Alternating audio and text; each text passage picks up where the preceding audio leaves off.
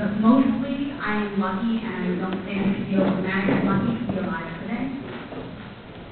Some of the things that I've been through have been incredibly scary and incredibly dangerous, and I'm really, really, really grateful to be here tonight.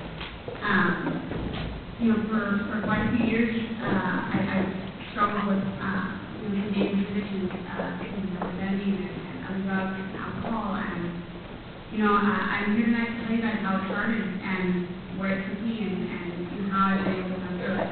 So, starting off, my childhood, I grew up in an incredibly unique situation. Growing up as a child actor is not something that most people do. And so that brings about its own set of unique circumstances that sort of create who you become later in life.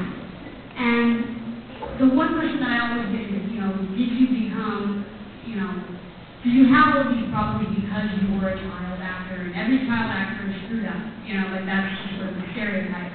And to be honest, there are factors that played into it that had nothing to do with the fact that I was on a television series.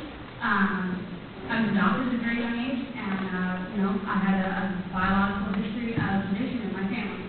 So I think these are things that maybe would have happened to me anyway. But growing up as a child actor brings about all these things. You have to grow up at a very young age. At 5 years old, you're expected to be an adult. You go to work. I would go to school in the morning. I would come to work in the afternoon. You rehearse. You do your lines. You do your homework. Whenever you have time, you're like this little sort of miniature adult. And that's a lot of pressure, and it's very hard.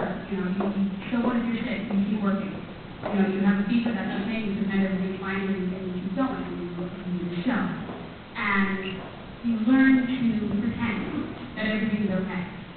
And you smile, and everything's happy, and you're fine, and you can't really let people know that you don't feel good, or that you're tired, or that you learn to do this at a very young age.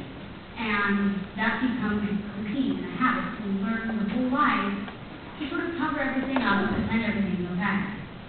And, that was hard. That was very hard. And Full House went on for 8 years.